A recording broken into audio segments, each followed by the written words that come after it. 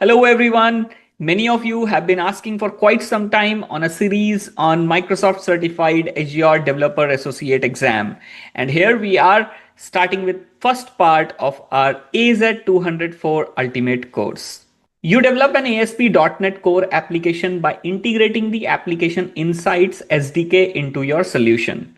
The application sends a very high rate of telemetry in a short time interval. You observe a reduced number of events, traces, and metrics being recorded and increased error rates for telemetry ingestion.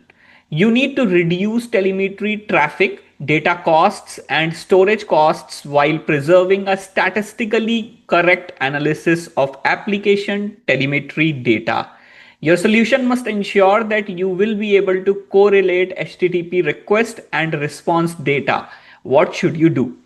Your options are configure a log analytics workspace data collection rule, use a custom query language statement to filter incoming data, disable adaptive sampling, enable and configure the fixed rate sampling module.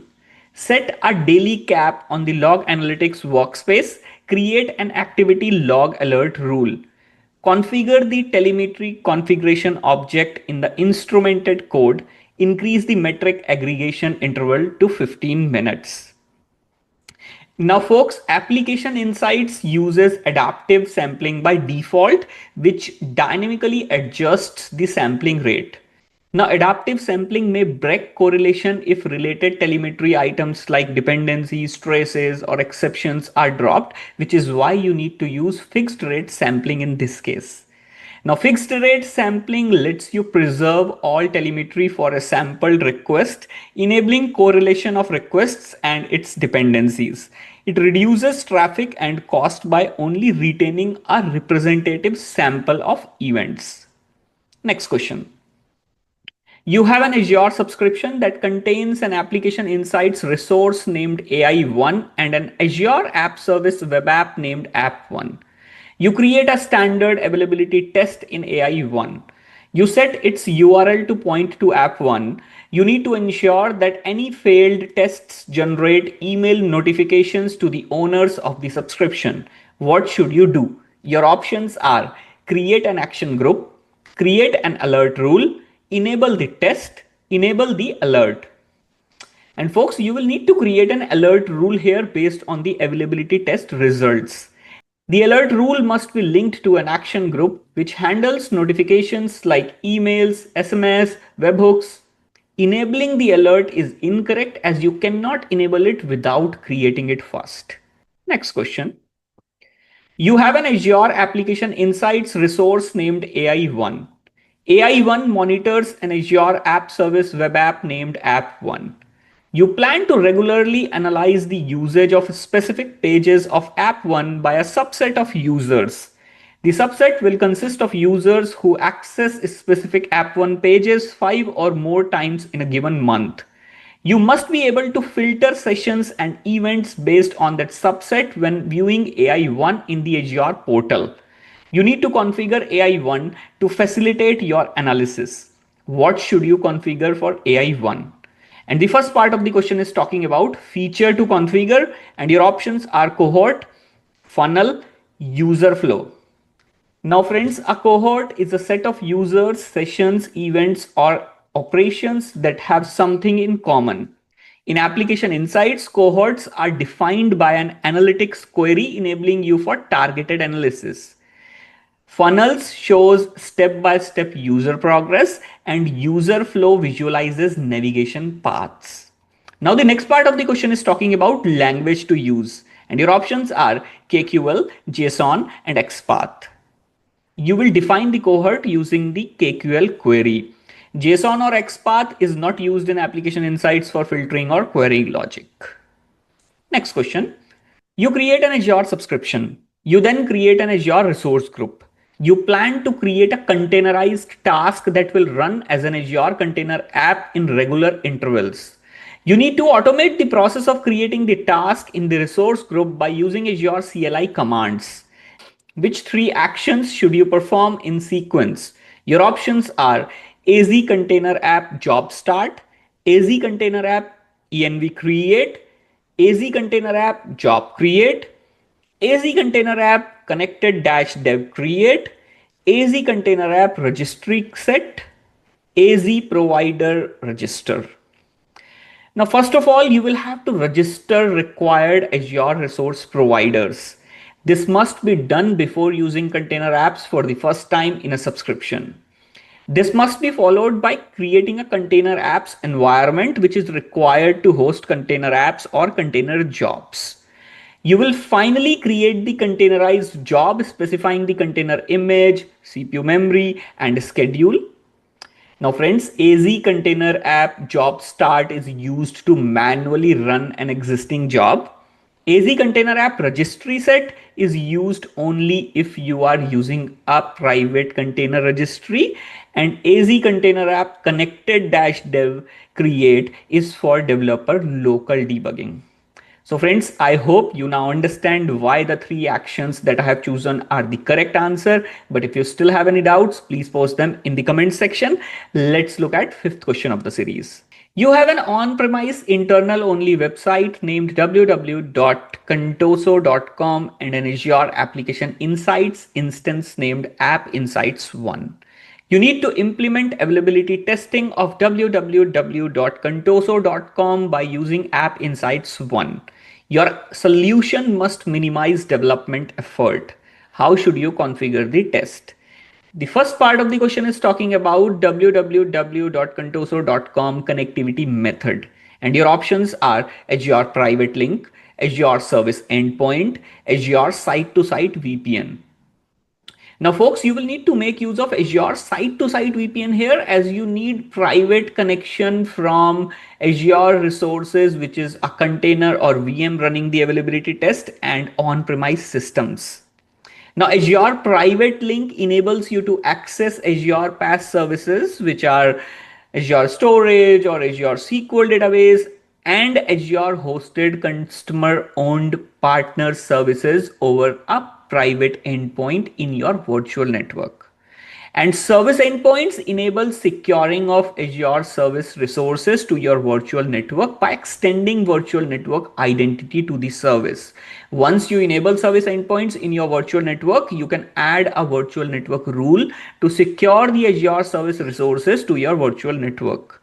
Both of these solutions are limited to connectivity within Azure. Now, the next part of the question is talking about availability test type. Your options are URL ping test, standard test, custom track availability test. Now, custom track availability test allows you to run a custom availability test from inside your network where the website is reachable. URL ping test and standard test requires the web page must be visible from the public internet and cannot reach internal only sites, which is why we can't use them here. Next question.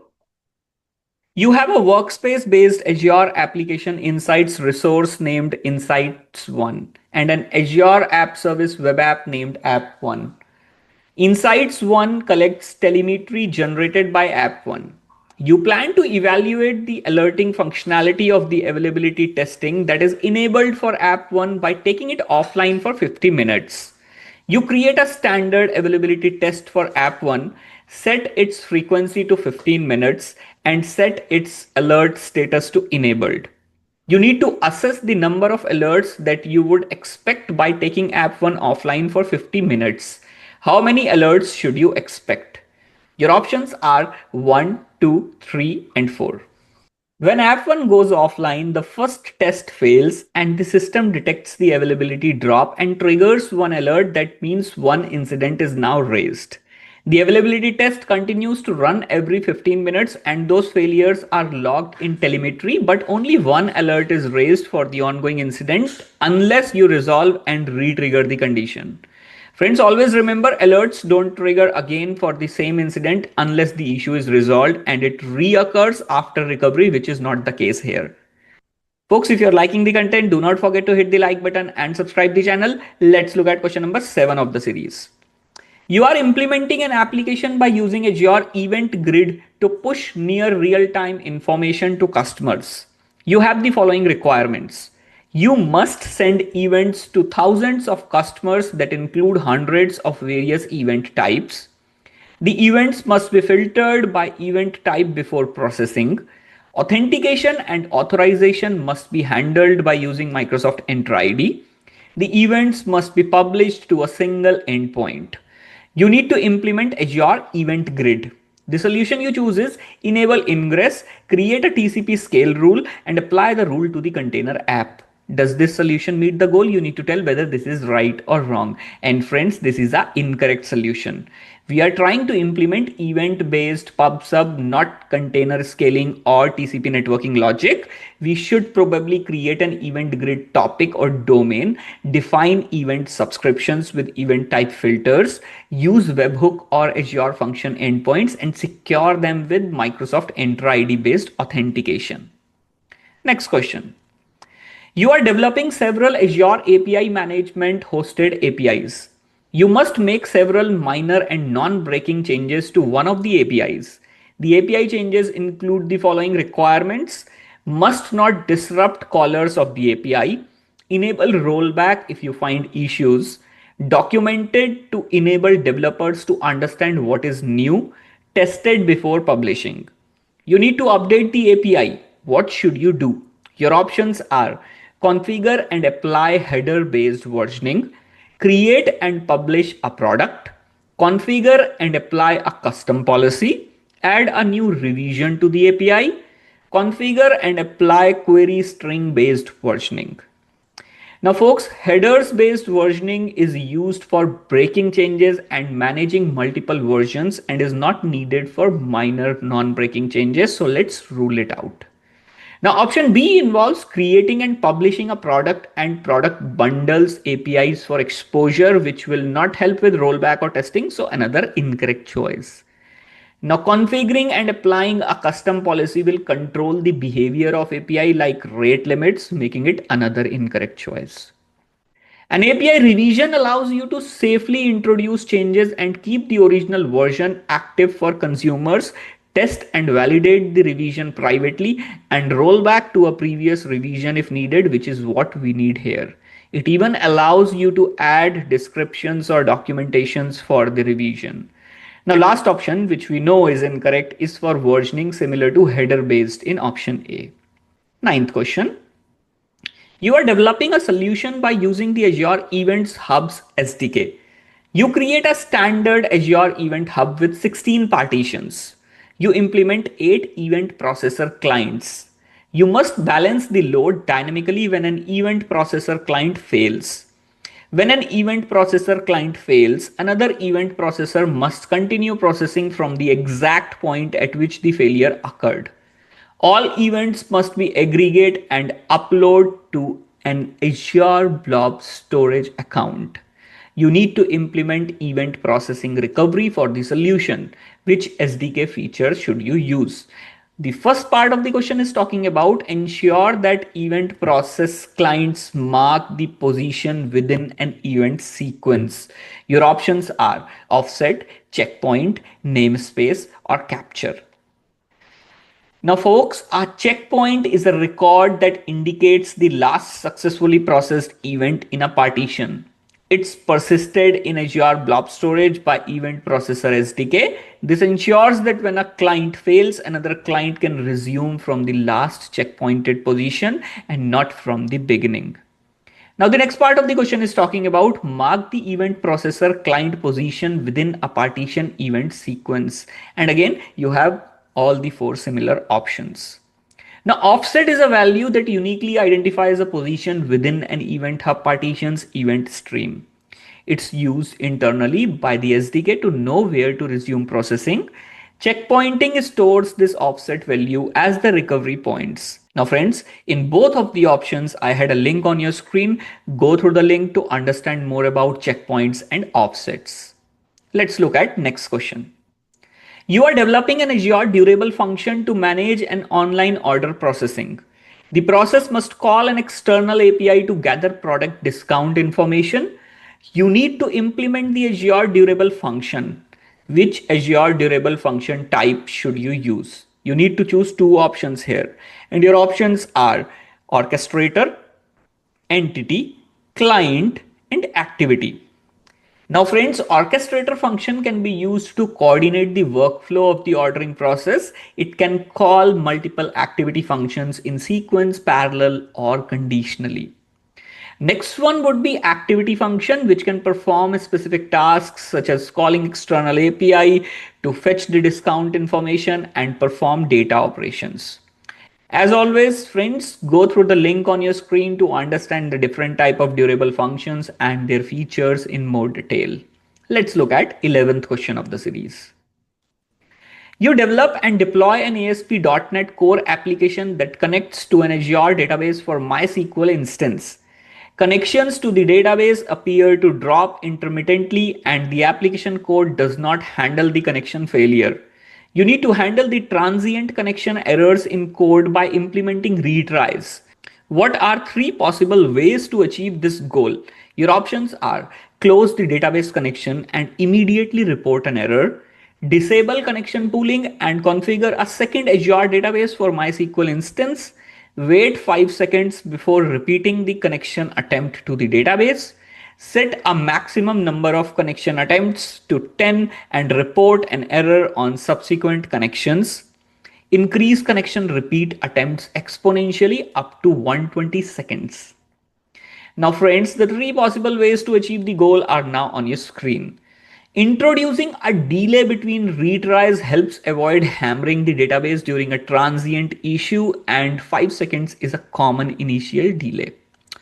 Retry should not go on forever. Setting a retry cap avoids the infinite loops and resource execution.